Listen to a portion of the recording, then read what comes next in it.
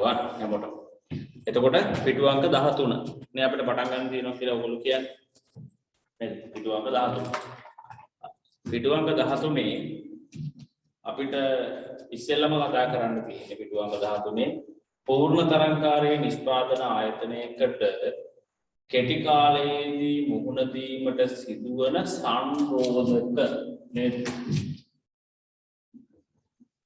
මුහුණ දීමට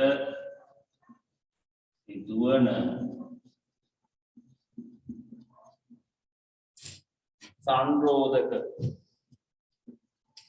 පූර්ණ තරංකාරී නිෂ්පාදකයෙකුට සංරෝධකයක් කියන්නේ මොකක්ද? ඉස්සෙල්ලම බලන්න ඕනේ ඒක.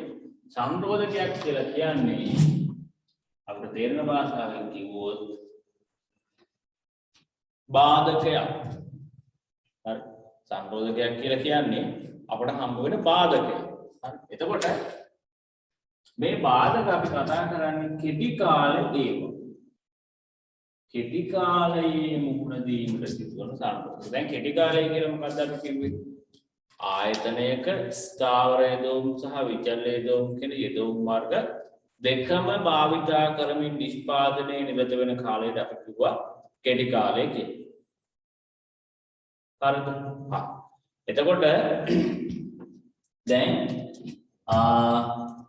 නිෂ්පාදකයෙකුට මුහුණ දීමට සිදුවන බාධක දෙකක් ගැන කතා කරනවා මේ. පළවෙනි එක දීලා තියෙනවා. බාධක වලින් පළවෙනි එක මිල ගණුවේ ලෙස කටයුතු කිරීමට සිදුවීම පළවෙනි බාධක. නැත්නම් සංරෝධක. මිල ගණුවේ කියන එක අපි දන්නවනේ දැන්. පූර්ණ තරංකාරී වෙළඳපොලේ ඉන්න එක ආයතනයක් ගත්තොත් එයාට මිල වෙනස් කරන්න හැකියාවක් නැහැ. එයාට මිල වෙනස් කරන්න හැකියාවක් නැහැ කියලා කියන්නේ එයා මිල ගණුවෙක් කියලායි කියන්නේ. එතකොට මිල ගණුවෙක් වුණාට පස්සේ තියෙන බාධකය මොකක්ද? මිල ගණුවෙක් විදිහට කටයුතු කරන එකේ තියෙන වැරද්ද මොකක්ද? ප්‍රශ්නේ මොකක්ද? මිල ගණුවෙක් විදිහට කටයුතු කරන්න ගියහම එයාට ඕන විදිහට ලාභ ගන්න බෑ. ලාභ එයාට තීරණය කරගන්න බෑ. හරි. එයාට වැඩි මිලකට විකුණලා වැඩි ලාභයක් ගන්න බෑ. පැහැදිලි? මිල වෙනස් කරන්න බෑ එයාට. අවශ්‍ය ආදායම ගන්න අවශ්‍ය ලාභය ගන්න මිල වෙනස් කරගන්න බෑ. එතකොට ලොකු බාධාවක් මොකක්ද? මිල ස්ථාවරව තියෙන එක. මිල වෙනස් කරගන්න බැරි එක. මිල ගණුවෙක් වෙනවා කියන එක බාධාවක්. ඊගාවට ආයතනයේ සතුව පවතින නිෂ්පාදන ධාරිතාව අනුව කටයුතු කිරීමට සිදුවීම ආයතනයේ සතුව පවතින නිෂ්පාදන ධාරිතාවය අනුව කටයුතු කරන්න සිද්ධ වෙනවා. ඒක වෙනස් කර ගන්න බෑ. අපි කියවනේ නිෂ්පාදන ධාරිතාවය කියන එක ස්ථාවර සාධකයක්. නිෂ්පාදන ධාරිතාවය කියන එක තීරණය වෙන්න පුළුවන් ආයතනයේ සතුව තියෙන යන්ත්‍ර සූත්‍ර ප්‍රමාණය මත නේ. ආයතන සතුව තියෙන යන්ත්‍ර සූත්‍ර ප්‍රමාණය මත. එතකොට නිෂ්පාදන ආයතනයක ධාරිතාවය එහෙම නැත්නම් තාක්ෂණය කියන එක හරි ධාරිතාවය එහෙම නැත්නම් තාක්ෂණය කියන එක තීරණය වෙන්නේ නැත්නම් යාට වෙනස් කරගන්න පුළුවන්ද බැරිද කියන එක තීරණය කරගත්ත එයාට වෙනස් කරගන්න පුළුවන් නම් එයා දිගු කාලයට යනවා නේ. මැෂින් ටික වෙනස් කළා ගොඩනැගිලි ටික වෙනස් කළා ශිල්පීය ක්‍රම වෙනස් කරගන්න පුළුවන් නම් එයා තවදුරටත් කෙටි කාලෙ ඉන්නේ නැහැ. අපි කතා කරන්නේ කෙටි කාලේ තියෙන සංරෝධකනේ. එතකොට ධාරිතාවය වෙනස් කරගන්න බෑ, තාක්ෂණය වෙනස් කරගන්න බෑ. ඒ ඉන්න විදිහටම වැඩ කරගෙන යන්න වෙනවා කියන එකත් අපි බාධාවක් හැටියට සැලකනවා. පැහැදිලි? එතකොට මෙම සංරෝධක දෙක යටතේ කටයුතු කිරීමේදී වැදගත් තීරණ දෙකක් ගන්න වෙනවා.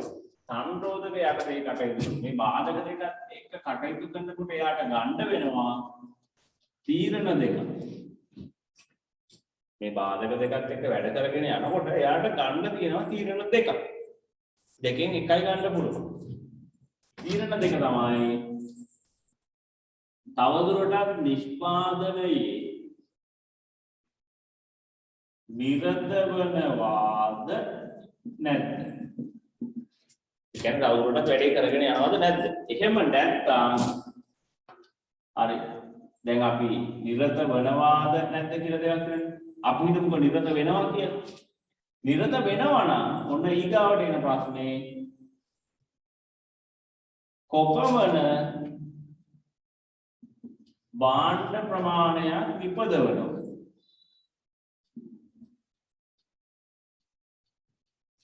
එතකොට මේ බාධක දෙක යටතේ වැඩ කරන එක්කිනෙකුට ගන්න තියෙනවා තීරණ දෙකක්.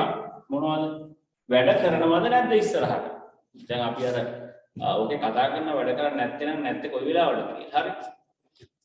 එතකොට 1 2 පැහැදිලි 1 2. එතකොට වැඩ කරනවද නැද්ද? නැත්නම් ඉතින් ආයේ හදන ප්‍රමාණය ගැන කතා කරන්න දෙයක් නැහැ නේද? නැත්නම් ඉතින් නෑ තමයි. ඉවරයි. වැඩ කරනවා නම් කොච්චරක් වැඩ කරනවද? වැඩ කරනවා නම් කොච්චරක් දුර වැඩ කරනවද? වැඩ කරනවා නම් කොපමණ භාණ්ඩ ප්‍රමාණයක් විපදවනවාද කියලා යාට තීරණය කරගන්න වෙනවා. පැහැදිලිද? කොපමණ භාණ්ඩ ප්‍රමාණයක් විපදවනවාද කියලා තීරණය කරගන්න වෙනවා. ඒක යාට තීරණය කරද්දී යාගේ ධාරිතාවය සහ තාක්ෂණය ගැන යා සැලකිලිමත් වෙන්න ඕන. හරි.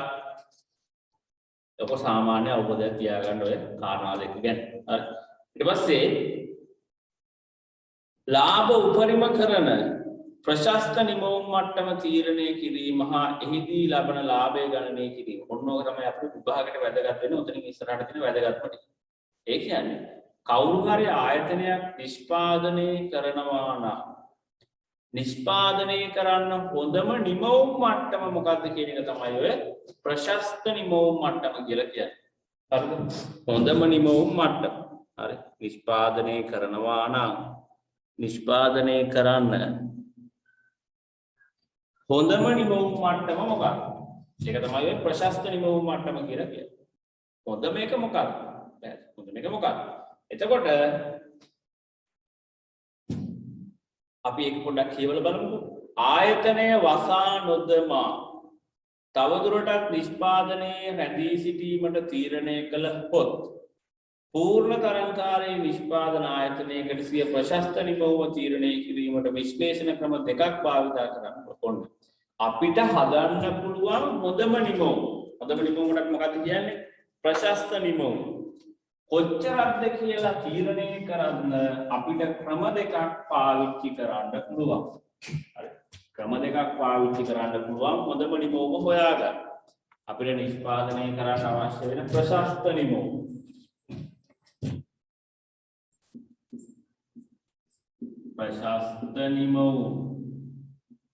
ප්‍රශස්ත නිමවුම තීරණය කරන්න ක්‍රම දෙකක් තියෙනවා. හරි. එකක් මුළු අය භාර මුළු පිරිවැය ප්‍රවේශය අනිත් එක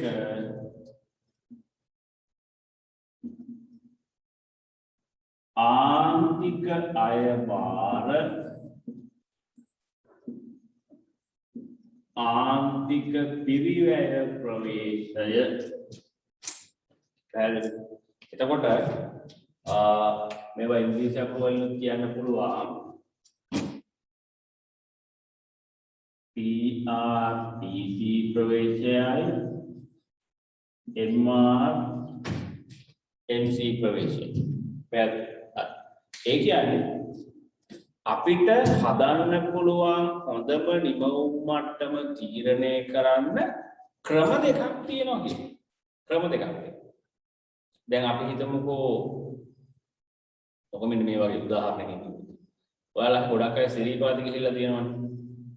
ඒකට සිරීපාදට යන්න පාරවල් කීපයක් තියෙනවනේ. කොයි පාරෙන් ගියත් අපි සිරීපාදේ උඩටනේ යන්නේ, බලුවටනේ යන්නේ. නේ? හරි. ඒකට කුරුවිට පැත්තෙන් යනවා. ඊට පස්සේ පලාවන්දර පැත්තෙන් යනවා. ඒ පාරවල් දෙක එක තැනකදී එකතු වෙලා ආපහු උඩට යනවා. ඊට පස්සේ හැටන් පැත්තෙන් යනවා. ওই ප්‍රධාන පාරවල් දෙක. කොහෙන් ගියත් අපි අවසානයේ මළු උඩට යනවා. අන්න ඒ වගේ තමයි. මේ ප්‍රවේශයෙන් ගියත් මේ ප්‍රවේශයෙන් ගියත් කොහොම ගියත් අපිට ලාභ උපරිම වෙන නිමවුම් මට්ටම හොයාගන්න පුළුවන්. තේරුණාද? ලාභ උපරිම වෙන නිමවුම් මට්ටම හොයාගන්න පුළුවන්. එතකොට ලාභ උපරිම වෙන නිමවුම් මට්ටම හොයාගන්න මේ ක්‍රම දෙකෙන් අපිට කැමති එකක් පාවිච්චි කරන්න පුළුවන්. හරි කැමති එකක් පාවිච්චි කරන්න පුළුවන්. ගණන් වල වැඩිපුර දෙන්නේ මෙන්න මේ ප්‍රවේශය. ආන්තික අය බාර ආන්තික පිළිවෙල ප්‍රවේශය තමයි ගණන් වල වැඩිපුර බලන්නේ. මේකත් අපිට ඉගෙන ගන්න ඕනේ වුණා. හරි. ඒකත් අහලා තියෙනවා. හරි. බලමු සුට්ටක්. මුළු අය බාරය හා මුළු පිළිවෙල. මොකද පුතේ මුළු අය බාරය කියන්නේ? ඔය දැනගන්න. මුළු අය බාරය කියන්නේ මුළු ආදායම කියන්නේ. මුළු පිළිවෙල දන්නවනේ. මුළු පිළිවෙල හැදෙන්නේ කොහොමද? මුළු ස්ථාවර පිළිවෙල සහ මුළු විචල්්‍ය පිළිවෙල එකතු වෙලා. මුළු අය බාරය ගන්න මිල ගුණ කිරීම ප්‍රමාණය. ඒව දැන් දන්නවා. මම කියා දීලා තියෙන්නේ නේ. එතකොට මුළු අය බාරය හා මුළු පිළිවෙල ඇසුරෙන් ආර්ථික ලාභ ගණනය කොට ආර්ථික ලාභ වැඩිම නිමවුම ප්‍රශස්ත නිමවුම ලෙස තෝරා ගැනීම අන්න. ආර්ථික ලාභ වැඩිම නිමවුම. ලාභ වැඩිම එකනේ අපි උපරිම ලාභේ නෙමෙයි. ලාභ වැඩිම නිමවුම ප්‍රශස්ත නිමවුම ලෙස තෝරා ගැනීම මුළු අය බාර මුළු පිළිවෙල ප්‍රවේශයේ මගින් සිදු කරයි. ඔයා හයිලයිට් කරගන්න මෙන්න මේ ටික මොකද්ද? ආර්ථික ලාභ වැඩිම නිමවුම ප්‍රශස්ත නිමවුම ලෙස තෝරා ගැනීම. මොකද්ද? ආර්ථික ලාභ වැඩිම නිමවුම ප්‍රශස්ත නිමවුම ලෙස තෝරා ගැනීම කියලා අන්න ඒ ටික හයිලයිට් කරගන්න. ඒක තමයි මේකේ වැදගත්ම වචන ටික. පූර්ණ තරංකාරී ආයතනයේ මුළු අය බාරය හෙවත් අලෙවි ආදායම පහත පරිදි ලබා ගත හැකියි. මුළු අය බාරය ලබා ගන්න විදිය ඊට පස්සේ කියනවා. එතකොට කොටු දෙකක් කියලා තියෙනවා. දිග කොටුවේ සිංහලෙන් අපි ලියනවා මෙහෙම. මුළු අය බාරය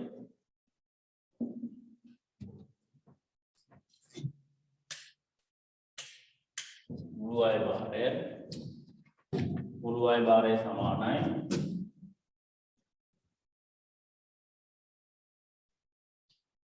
ඒකක මිල ගුණ කිරීම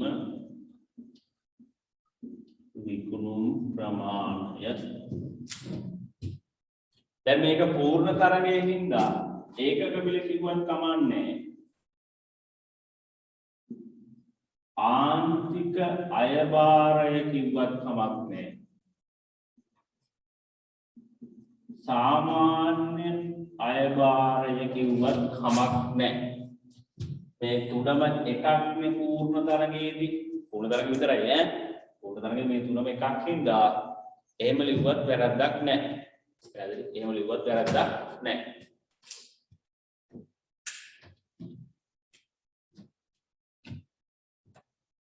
හරි. ඊට පස්සේ එහා පැත්තේ පොඩි කොටුවේ ලියනවා අපි TR සමානයි. හරි.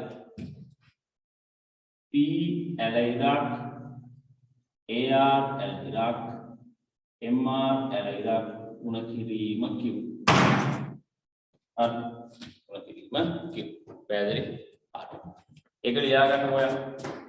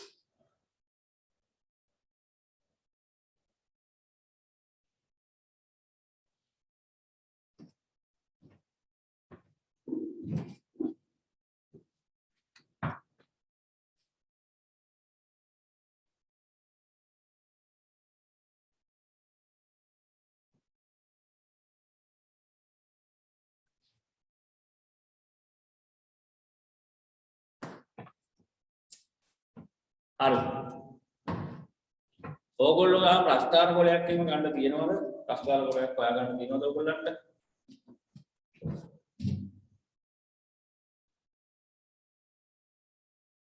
ප්‍රස්ථාර ගෝලයක් තියෙනම් ප්‍රස්ථාර ගෝලයේ ළඟට ගන්න. නැත්නම් කොටු ගෝලයක් හොයා ගන්න. හරි. ප්‍රස්ථාර ගෝලයක් හරි කොටු ගෝලයක් හරි හොයා ගන්න. මේ එතනින් එහාට කරන්න ඒක ඕනේ. හරි. එතනින් එහාට ඒක කරන්න ඕනේ. පැහැදිලි? හරි. මේක ලියාගත්තද හැමෝම?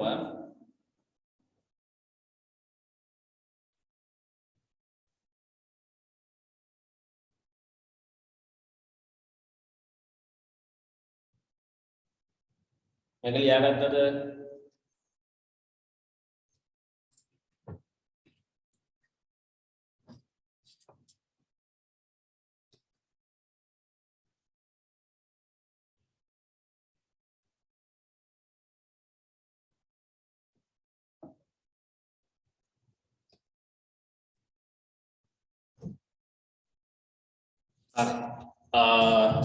පොඩි තාක්ෂණික ප්‍රශ්නයක් ආවා සම්පූර්ණයක් වුණා. හරි.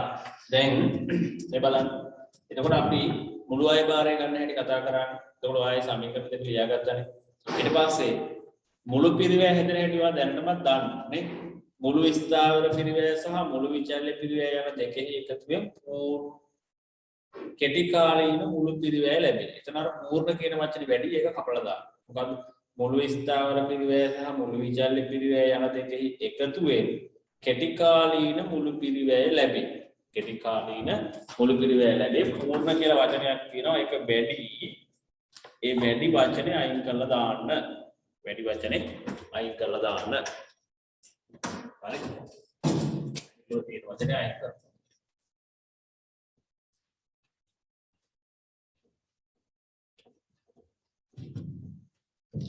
හරිද?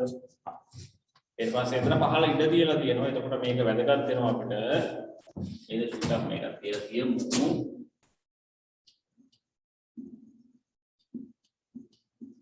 දැන් කලින් ටියුට් එකේ නම් අපි ඔය ලියාගෙන තියෙන්නේ. හරි. මේක ලියලා නැහැ නේ. මුළු පිළිවෙල කියන්නේ එතකොට මුළු ස්ථාවර පිළිවෙල දාන මුළු විචල්්‍ය පිරිවැය TC සමානයි TFC ධන TBC. හරි. ඔක පාල හිස්තනක් තියෙනවා ඕනි එක මේක ඔබ ලියා ගන්න ඕනේ.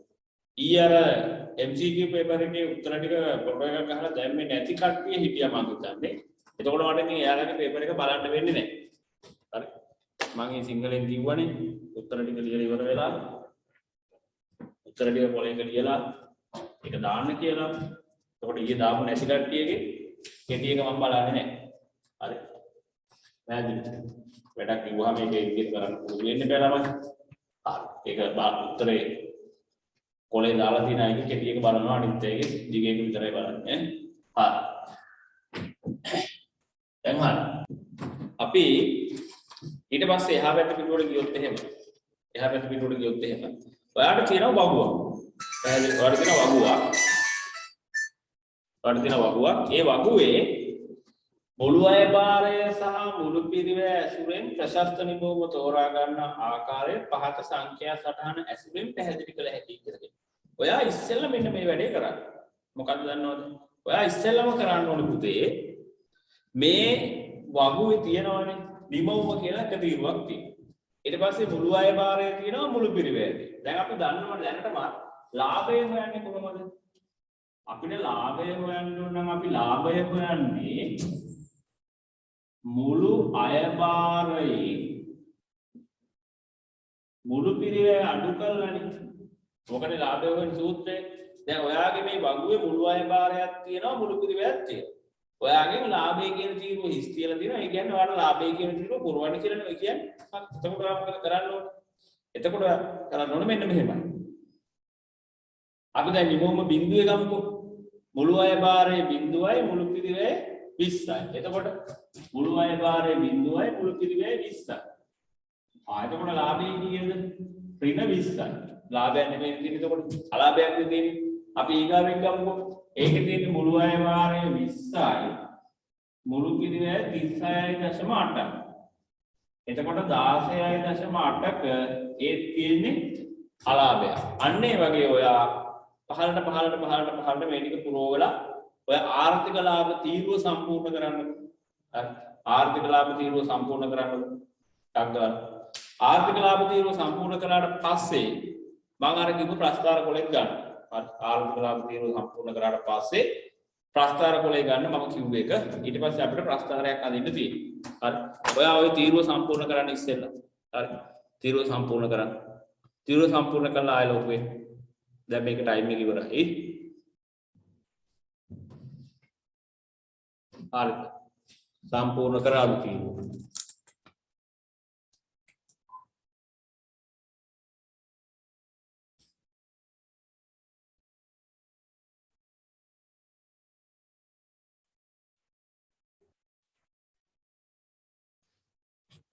හරි. වැඩිම ලාභය ආවේ නිමවුම වැඩිම ලාභය ආවේ කීයද? ඔයාලට. වැඩිම ලාභය ආවේ කීයද? ලාභය අපු කට්ටිය කියන්නේ අනිත් අය තාම හදලා නැතිනේ. අපේ වැඩිම ලාභය ආවේ කීයද? ඔයාලට වැඩිම ලාභය ආවේ කීයද?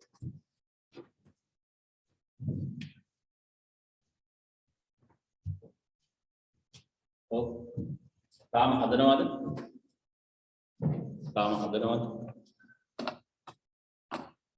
හදපු අය කවුරු හරි කියන්නේ වැඩිම ලාභය ආවේ කීයද?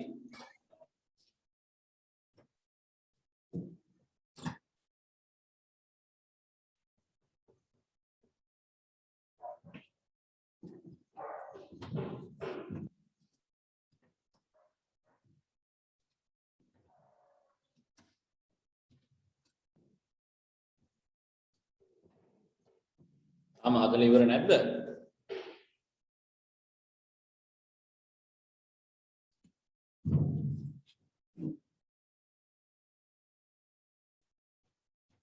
පවනි පියුමිකා වැඩිම ලාභය කීයද ආවේ?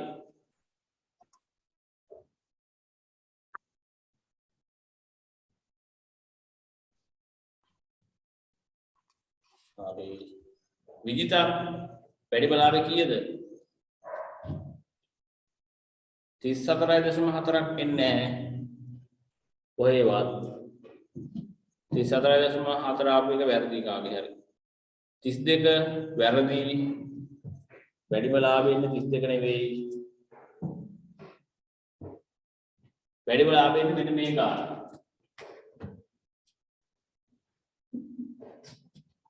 33.6ක් එන්නේ වැඩිම ලාභය. 34ක් එන්නේ නැහැ. කොහෙන්ද ඒ උත්තර ගන්නේ?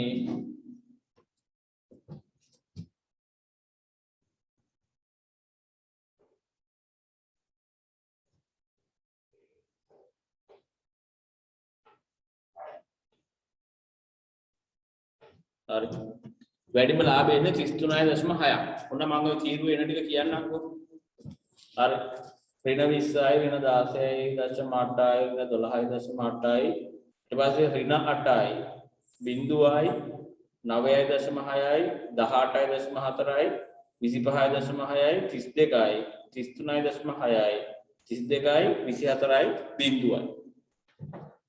හරි. ඔන්න ඔය ටික තමයි එන්නේ. දැන් ආපහු අඩු කරන්න එකතු කරන්නත් බැයිද ඔකට? ඈ. හරි. ඒතර වැඩිම ලාභය ආවේ 33.6. දැන් මට ඊගාවට මෙන්න මේකට උත්තරයක් දෙන්න කවුරු හරි කෙනෙක් ප්‍රස්ථාර කොලයක් අතේ තියෙන කෙනෙක් කියන්න ප්‍රස්ථාර කොලේ මෙන්න මේ අතට හැරෙව්වට පස්සේ ඔන්න ඔය අතර ගත්තොත් ප්‍රස්ථාර කොලේ හරිද මේ පැත්තට කොට කීයක් තියෙද මේ පැත්තට කොට කීයක් තියෙද කියලා ටක් ගාලා ගණන් කරලා කියන්න කවුරු හරි කෙනෙක් ප්‍රස්ථාර කොලයක් තියෙන කෙනෙක් කියන්න මෙහෙට කොට කීයක් තියෙද මෙහෙට කොට කීයක් තියෙද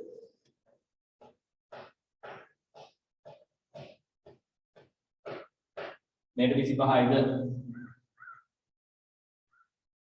මේට 18යි හොඳයි දැන් අපි ප්‍රස්ථාර දෙකක් අඳින්න ඕනේ ඕකේ 26යි 18යි හරියටම සාමාන්‍ය 25 24 වගේ යන්නේ එතකොට ප්‍රස්ථාර දෙකක් අඳින්න ඕනේ පුතේ එකම කොලේ එකම කොලේ ප්‍රස්ථාර දෙකක් අඳින්න ඕනේ එතකොට අපේ ඔය මුළු අය භාරය ගත්තොත් වැඩිම තියෙන්නේ 240 මුළු පිරිවැයත් වැඩිම තියෙන්නේ 240.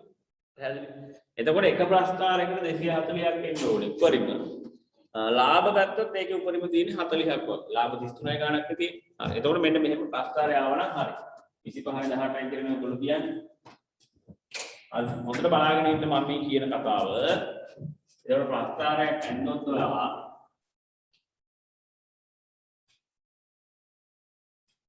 ප්‍රස්ථාරයක් ඇන්නොත් එහෙම මේ පැත්තට අපිට ප්‍රමාණය දාන්න පුළුවන්. මේ පැත්තට දාන්න පුළුවන්. මුළු අය භාරය සහ මුළු පිරිවැය. හරි. මුළු අය භාරය සහ මුළු පිරිවැය පේන්නේ නැද්ද? PR this මුළු අය භාරය සහ මුළු පිරිවැය. මේ උඩ දාපෙන්න පේනවද?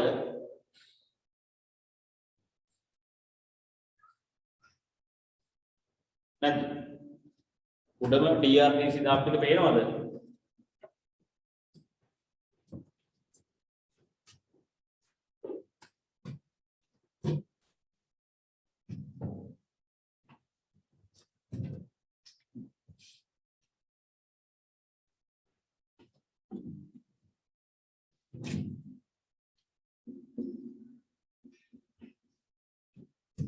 දැන් පේනවා ඇතිනේ.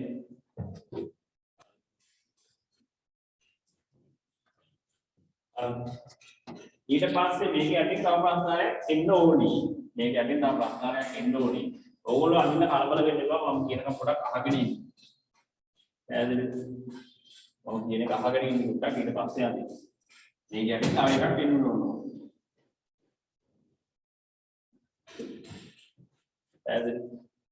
ඒක යටින් තව එකක් එන්න. අපි ඊට පස්සේ කතා කරමු. ඉස්සෙල් මේක බලමු. දැන් මේක 240ක් කොනිටි වැඩි වෙනවා. හරි 240ක් කොයි වැඩි වෙන ඒ කියන්නේ අපිට අපි ගමු කොටුවක් අපිට ගන්න පුළුවන් 10 ගාන ගත්තොත් මදි වෙන්නේ. මොකද ඒතකොට මේකටම යනවා කොටු 24. 25යි නෙතියේ. එන එහෙම ගන්න බෑ. අපි එතකොට කොටුවක් ගමු 20 ගාන. හරි කොටුවක් 20 ගානේ අරගෙන ඔයාගේ ප්‍රස්ථාර කොලේ පහලින් ඉඩ ඉතුරු වෙන්න. ඒ කියන්නේ ඔයාගේ ප්‍රස්ථාර කොලේ වෙන්න මෙහෙම නම් හරිද? එක ප්‍රස්ථාරයක් මෙන්න මෙහෙම ඇඳෙන්න ඕනි. ඊට යටින් තව ප්‍රස්ථාරයක් කොහොම ඇඳෙන්න ඕනි. දැන් ප්‍රස්ථාර දෙක. එතකොට මේ උඩ ප්‍රස්ථාරයට අපිට ඕන වෙලාවට කොටු 20යි කියලා කියන්නේ 12ක් තිබ්බනම් ඇති. හරි. එහෙම නැත්නම් අපිට ගන්න පුළුවන්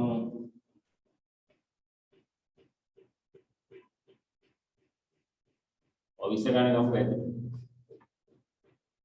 20යි නේද? ඒ මුකට කණ්ඩායම් කරගෙන ඉන්න පුළුවන්. හරි.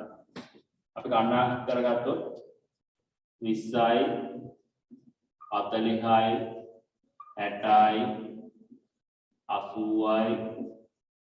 80යි 100යි 120යි 140යි 160යි 180යි අන්තර්ගත පුරට ගන්නවා 200යි 220යි ඊට පොඩ්ඩක් උඩ යනවා 240යි. හරි. පේන්නේ නැත්නම් නෑ ඔයාලට අදහසක් තියෙනවනේ. එතකොට 20න් 20 කට අපිට ඕන වෙන්නේ කොටු කී 2යි 2යි 3යි 4යි 5යි 6යි 7යි 8යි 9යි 10යි 11යි 12. කොටු 12ක් තිබ්බම ඇති. හරි. ඉතින් මේ පැත්තට මෙතන බිඳුව දාන්න ඕනේ. මේ පැත්තට පුතා නිමෝම අපේ තියෙන 12යි. එතකොට කොටු දෙකක් ගන්න. කොටු දෙකක් ගත්තා නම් ඇති.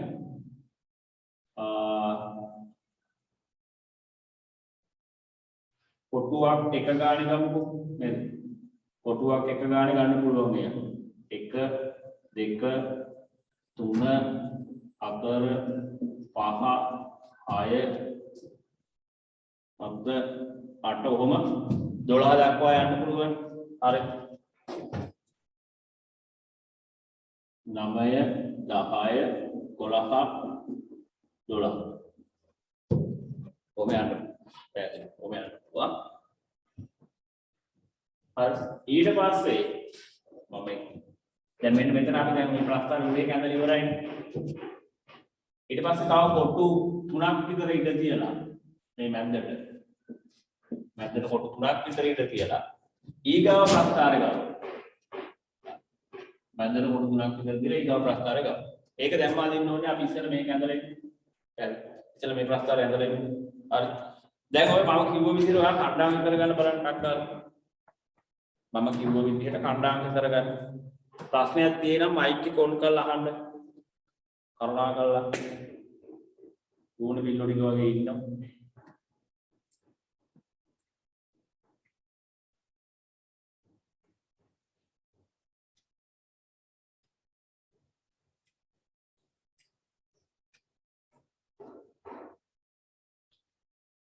කණ්ඩායම් කරගෙන ඉවරයි කියලා දාන්න මැසේජ් එක. ඊට පස්සේ මම කණ්ඩායම් ලකුණු කරන්න කියා දෙනවා.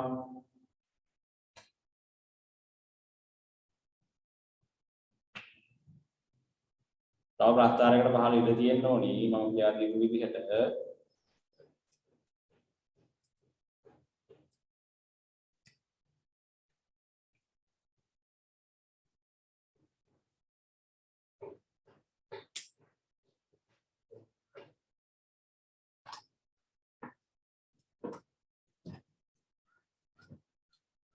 ඉවරයිද? හොඳයි. හරි. එහෙනම් මම දැන් ඔයාලට කණ්ඩායම් ටික ලකුණු ගන්න හැටි කියලා දෙනවා. කණ්ඩායම් ටික ලකුණු ගන්න හැටි කියලා දෙනවා. හරි. ලොකු දෙයක් නැහැ. අපි ඉස්සෙල්ලම මුළු අය බාර තීරුව ලකුණු කරමු. මුළු අය බාර රේඛාව ලකුණු කරලා ඊට පස්සේ මුළු පිරිවැය රේඛාව ලකුණු කරමු. මුළු අය බාර රේඛාව ලකුණු කරද්දී බලන්න බිඳුවේ බිඳුව හරිද? ඊට පස්සේ 1 එකක් විකුණනකොට මුළු අය බාර 20යි. දෙකක් විකුණනකොට 40යි. තුනක් විකුණනකොට 60යි. හතරක් විකුණනකොට 80යි. පහක් විකුණනකොට 100යි. හයක් විකුණනකොට 120යි. හතක් විකුණනකොට 140යි. අටක් විකුණනකොට 160යි. කොහොම මොකද වෙන්නේ? මුළු අය බාර තීරුව වැඩි වේගෙන යනවා. ඔන්න සමාන ඔය සමාන්තර රේඛාවක් විදියට උඩට යනවා. ඔයා ඔක්කොම ලක්ෂයන් ටික ලකුණු කරන මම ටික ලකුණු කරන්නේ. ඔයා ඔක්කොම ටික ලකුණු කරන්න. ඔයා ඔක්කොම ටික ලකුණු කරන්න. රේඛාව අගී ඊට පස්සේ PR කියලා දාන්න. දැන් ඔයා ඔක්කොම ටික ලකුණු කරාට පස්සේ හරි මම ටික අඳුර ලකුණු කරනවා. ඔයා ඔක්කොම ලකුණු කරන්න. හරි. කට්ටක් ගාලා ලකුණු කරන්න. ලකුණු කරලා දාන්න ඉවරයි කියලා ඊට පස්සේ මැසේජ් එකක්. ඉවර නම්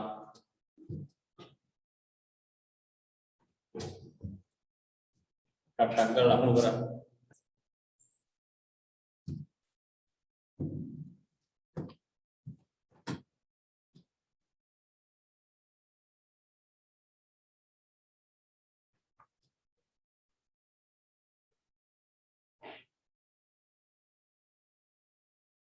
හොඳයි. ඊට පස්සේ අපි මුළු පිරිවැය ගමු. මුළු පිරිවැය එකක් ලකුණු කරමු. බිඳුවේ 20. ඔයා දන්නවනේ මුළු පිරිවැය රේඛාව පටන් ගන්න පිරිවැය අක්ෂය යම් තැනකින්. ස්ථාවර පිරිවැය තමයි එතන පෙන්නන්නේ. හරි 20යි.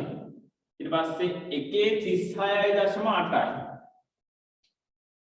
බිඳුවේ 20යි 1.36ක් කියන සාමාන්‍යයෙන් මෙතන 30යි. 36 කියලා කියන්නේ සාමාන්‍ය මොනොච්චරක් විතර. ඔයා ගානට මිම්මට ගන්න. පැහැදිලි? 2.52.8යි. 50 කියන්නේ මේ මැද ඊට වඩා චූට්ටක් උඩින් ආව නම් හරි. ඔන්න පැහැදිලි? ඒක ඔයාට හැඟෙන විදිහට ඔයා ලකුණු කරන්න. ප්‍රස්තාර කොලේ ඔයාට සාමාන්‍ය ලකුණු කරගන්න පුළුවන්. ඔය තුන්වෙනි එකේ 68යි. මෙතන 60යි 70යි කියන්නේ ඉතල චූට්ටක් පහළට ආව නම් හරි. ඔන්න හරි. 68යි. 4 80යි. හරියට මේක උඩට එන්නේ. හරියට මේක උඩට එන්නේ. ඔන්න ඔහොම. හරි. 5දී 99.4යි. 5දී 90ක් කියලා කියන මේ මැද වගේ ඔන්න. ඒතර මෙයා මෙන්න මේ වගේ හැඩයක් තියෙන. හරි. කොහොම යන්නේ? 6දී ගත්තොත් අපි 101ක් වගේ තියෙන්නේ. ඔන්න ඔහොම. හරි. 7දී 114ක් 114ක් කියන ඔය වගේ. ඔන්න ඔහොම යන්නේ. හරි. ඔයා ඔය ටික ඔක්කොම ලකුණු කරන්නකො ඉස්සරහට. හරි. ඔය ටික ඔක්කොම ලකුණු කරන්න.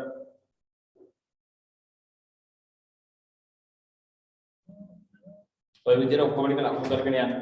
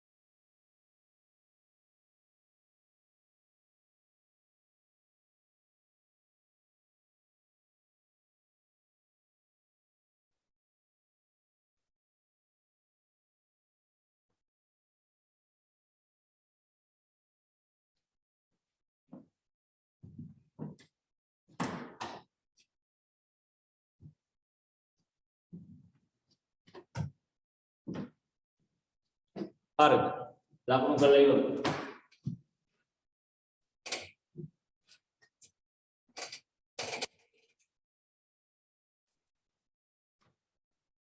හරි. ලකුණු කරලා ඉවරයි ඇති මම හිතන්නේ. හරි. ඒතර මගේ මේ ස්ථාන කොලයක් නොවන හින්දා දශමයටම ගන්න අමාරු. එහෙනම් මම සාමාන්‍යයෙන් බලන්න ඇඳලා පෙන්නනවා වෙන්න ඕනේ වැඩි. හරි. වෙන්න ඕනේ වැඩි ඇඳලා පෙන්නනවා ගන්න.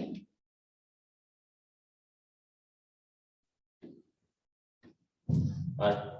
මෙන්න මේකයි වෙන්න ඕනේ කියලා.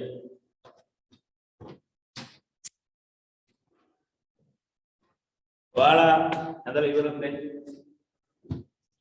ඔයාලා ඇඳලා ඉවරද?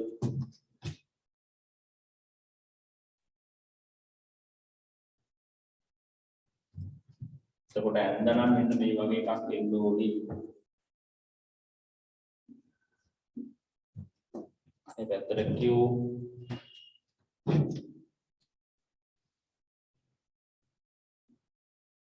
TR BC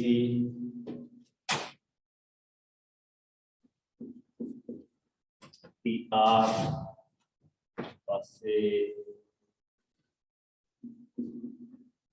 ඔන්න ඔය වගේ එකක් එන්න ඕනේ. පැහැදිලි. ඔන්න ඔය වගේ එකක් එන්න ඕනේ. මේකේ වැදගත්ම තැන් ටික මම ලකුණු කරන්නම්. එන්න මෙතන 20යි. මෙන්න මෙතන හතරක් තියෙන්නේ. හතරේදී කොහොම වෙන්නේ? මෙන්න මෙතන ආපහු 12. තරාපහු 12. මේ විදිහට ආවද හැමෝටම? මේක එන්නේ දෝනි.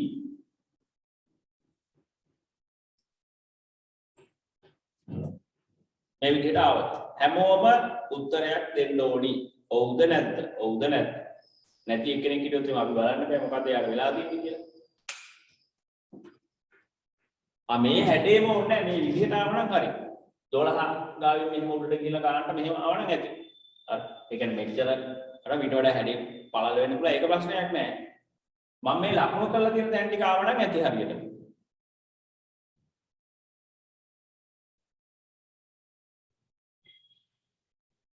right. හරිද? හරියටම හරි. තේරුණාද වැඩේ? හරි.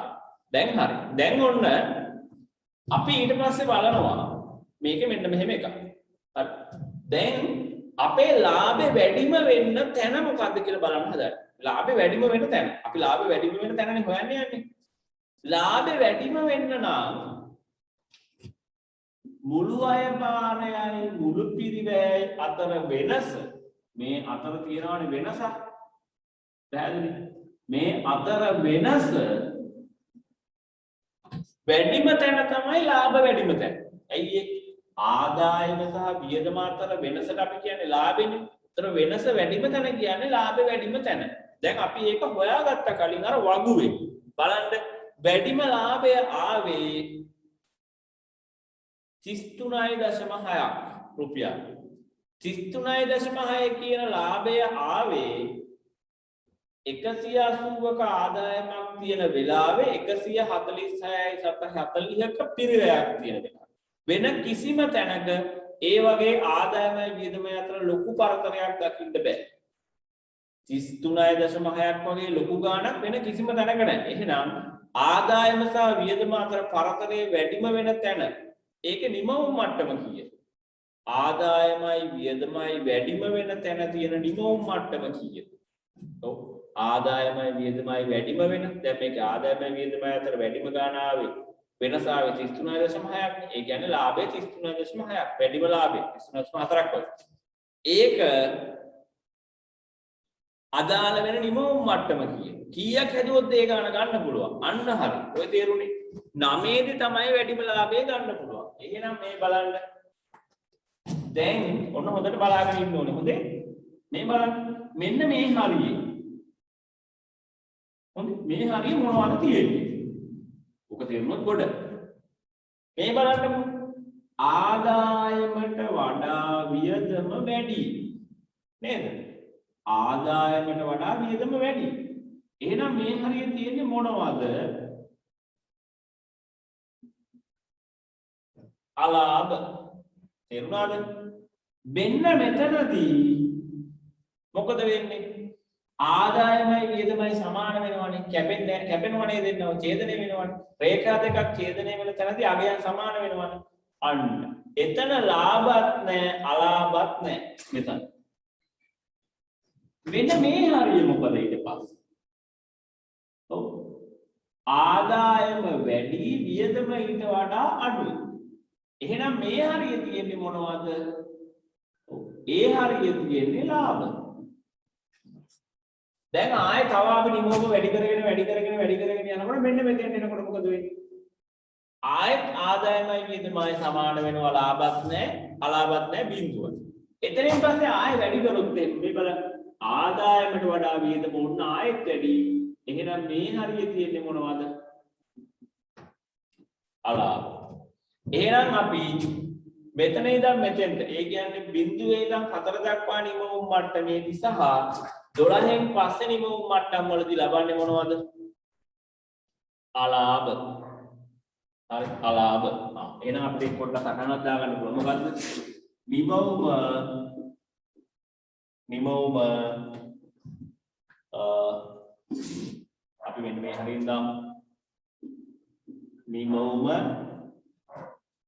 බිඳුවයි 4යි අතරදී මොනවද ලබන්නේ? අලාභ ලබන්නේ. නිමවුම 4දී ලාභ හෝ අලාභ නැත. ලාභත් නැහැ, අලාභත් නැහැ. නිමවුම 4 සහ 12 අතරදී මොනවද අපි ලබන්නේ? ලාභ ලබන. අපි ලාභ ලැබුණ වැඩ නැහැ, ලාභ උපරිම වෙන තැන තමයි හොයන්නේ යන්නේ. ඊළඟට බලන්න. නිමවුම 12දී ලාභ හෝ අලාභ නැත. නිමවුම 12න් පසු ආයෙත් මොනවද ලබන්නේ? අලාභ ලබන. පැහැදිලි? නිමවුම 12න් පසු ආයෙත් මොනවද ලබන්නේ? අලාභ ලබන. දැන් ඔබ තේරුණාද ඔයාලට? ඊට පස්සේ වැදගත්ම කතාව මෙන්න මේක. ලාභය උපරිම වෙන්නේ කොහෙද? ලාභය උපරිම වෙන්නේ කොහෙද? මේ තියෙන්නේ. මේ රේඛා දෙක අතර දුර වැඩිම තැන. සිරස් දුර මතක තියාගන්න. දැන් මේ සිරස් දුර කියන්නේ මෙන්න මේ දුර. ඒ දුර අපි නිකන් ඉරියව්වල බැලුවොත් එහෙම වැඩිම දුරක් තියෙන්නේ. මේ රේඛා දෙක අතර වැඩිම දුර එන්නේ බලන්න ඔයාගේ ප්‍රස්ථාරයේ ඒකක 9ට අදාළව. හරි. වැඩිම දුර එන්නේ ඒකක 9ට අදාළව. එහෙනම් මේ රේඛා දෙක අතර වැඩිම දුර තියෙන තැන නිමවුම තමයි අපි ගන්නෙ ලාභ උපරිම වෙන නිමවුම හැටියට. මේ සිරස් දුර වැඩිම තැන. සිරස් දුර වැඩිම තැන. හරිද? සිරස් දුර වැඩිම තැන. හරි. එතකොට ඒක විශේෂ කතාවක් මොකක්ද? PR හා PC රේඛා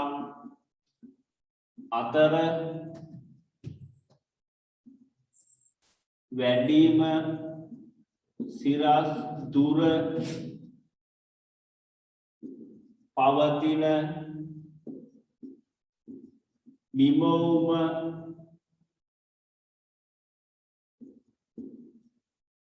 ඒකක 9 ලාභ උපරිම වන නිමවුම වේ. ලාභ උපරිම නිමවුම වේ. ඒ වෙලාවේ ලාභය 33.4.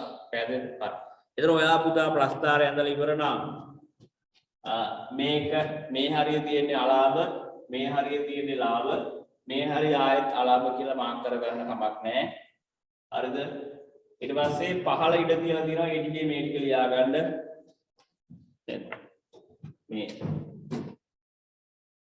මේ කාරණා ටික ලියා ගන්න. හරි. කාරණා කීපයක් තියෙනවා. හරි ඒව ලියා ගත්තා කමක්. හරි. ඒව ලියා ගන්න. මුළු අය භාරය ඒක ඊට පස්සේ කියනවා වෙළඳපොලේ තිරණී වේදී භාණ්ඩයේ මිල 20යි කියලා අපි සැලකිල්ලට අරන් තියෙනවා. හරි. මුළු පිරිවැය අඩු කිරීමෙන් ආර්ථික ලාභාගෙන වැඩිම ආර්ථික ලාභය 33.6යි ඒකත් අපි දැන් දන්නවා. ලාභ උපරිම නිමවුම් මට්ටම ඒකක 9 ඒක තමයි හොඳ මෙක් කියලා තෝරගන්නේ. පැහැදිලිද? හරි. එතකොට පුතා මේ ටිකක් ලියාගෙන මේවා දාගෙන හරි කියලා කියන්න ඊට පස්සේ ඒකේ අනිත් ප්‍රස්තාර කියා දෙන්න ඕන. තව යට ප්‍රස්තාරයක් අඳින්න ඉඳ තිබ්බනේ අපි. ඒක ඇන්දේ නෑනේ.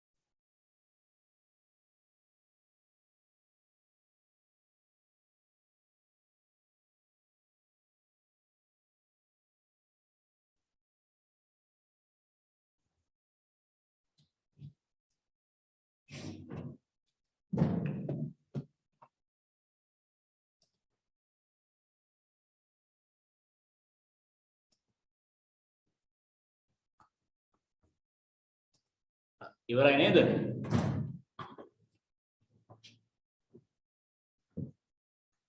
ඉවරයි නේද? හා එහෙනම් මම මේක වහනවා දැන් ඈ. මේ ප්‍රස්තාරේ වහනවා ඈ. ඊට පස්සේ අපි යන මං කියන තව ප්‍රස්තාරයක් අඳින්න ඕනේ කියලා අරක යටි. එතකොට දැන් අපිට පහළට තව ඉඩ තියෙනවනේ. පහළට තව ඉඩ තියෙනවා. අපේ වැඩිම ලාභය ඉන්නේ 33.6. හරි. එතකොට උදේ ඒකාව ඉන්නේ මෙහෙම.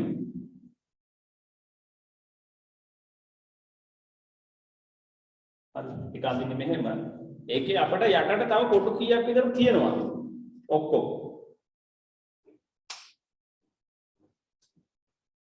තව ඉතුරු වෙලා යටට කොටු කීයක් තියෙනවද අපිට? ගන්න පුළුවන් ඒක. 12ක් තියෙනවා. හැමෝටම 12ක් අඩුම තියෙනවද? right නියමයි. එහෙනම් මෙන්න මෙහෙමයි කරන්න ඕන. හොඳේ. අර උඩ ප්‍රස්තාරේ TRTC ඒ යන්නේ ඔන්න ඔහමනේ. ඒ කෙලින්ම මේකත් එන්න ඕනේ. හරි. ඒ කියන්නේ TRTC ගත්ත කෙලින්ම මේකත් ඔහම එන්න ඕනේ. හරිද? ඒ කෙලින්ම ඊට පස්සේ මේක මතක තියාගන්න ඕනේ කාරණේ පහළට කොටු 4ක් තියෙනවා. 1යි 2යි 3යි 4යි. පහළට කොටු 4ක් තියලා තමයි මේ පැත්තට අඳින්න ඕනේ Q. පැහැදිලි? ඒ පැත්තට අපි දානවා Q කියලා. හැබැයි පහළට කොටු 4ක් තියෙන්න ඕනේ. හරිද? මෙතන බිඳුව උඩට කොටු තව 8ක් ගන්න පුළුවන් එතකොට 3යි 4යි 5යි 6යි 7යි 8යි. හරි. එතකොට ලාභය මම ඔන්න ඔය සංකේත දානවා ලාභයට. මේ ලාභය පෙන්නන්න. හරි. එතකොට නිමවම ගන්න පුළුවන් මේ පැත්තට කලින් ගත්ත ප්‍රමාණයටම මම හිතන්නේ කොටුවයි ගත්තේ 1 2 3 4 5 6 7 8 9 10 12 හරි. Oh my god. Correct. Ha. එතන මෙතන 5 10 15 20 25 30 35 40 ඍණ 5 ඍණ 10 ඍණ 15 ඍණ 20 වෙනකම් එන්න ඕනේ. ඍණ 20 පැහැදිලි.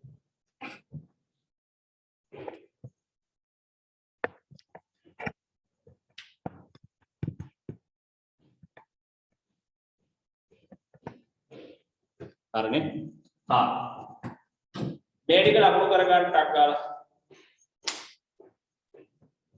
ඕම ලකුණු කරගන්න ටක් ගාලා.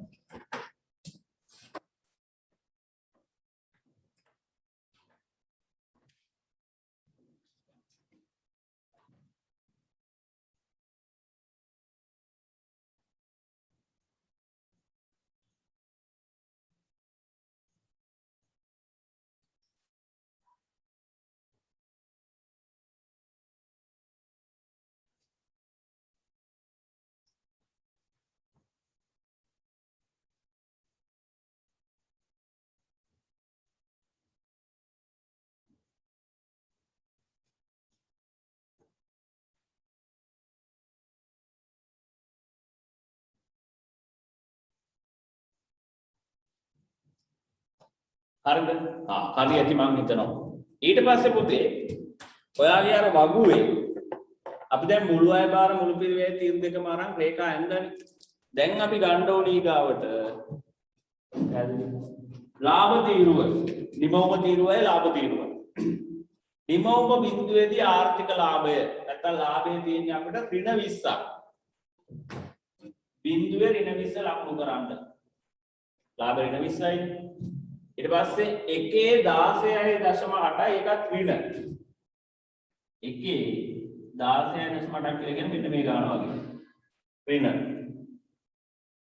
2/12.8යි. මෙන්න මේ හරියට වගේ 12.8යි. 3/8යි. 3/8යි. 4.0යි.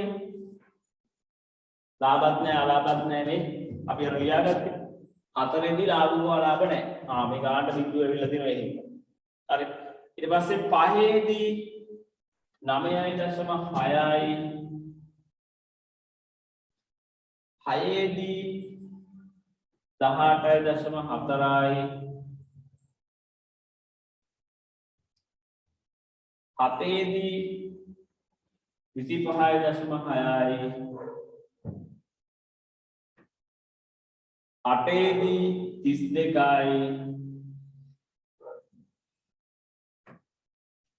9ෙන්දී 33.6යි. थोड़ा चुट्टක් වැඩි නේද? ඊපස්සේ 10ෙන්දී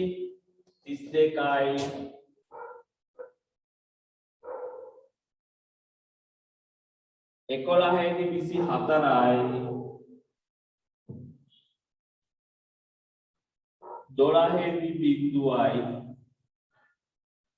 ඔන්න මේ හරි. ඒකම ඔන්න ඔය වගේ හැඩයක් තියෙන්නේ.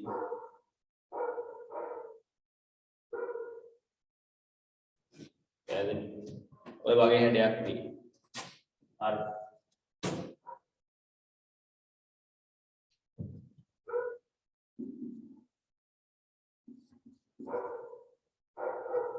දොළහේදී ඔන්න බිඳුව. හරි. අගට ලාභය කියලා දෙන්නන්න ඕන. හරි. මෙන්න මේ වගේ හැඩයක් තියෙනවා. මේ බලන්න.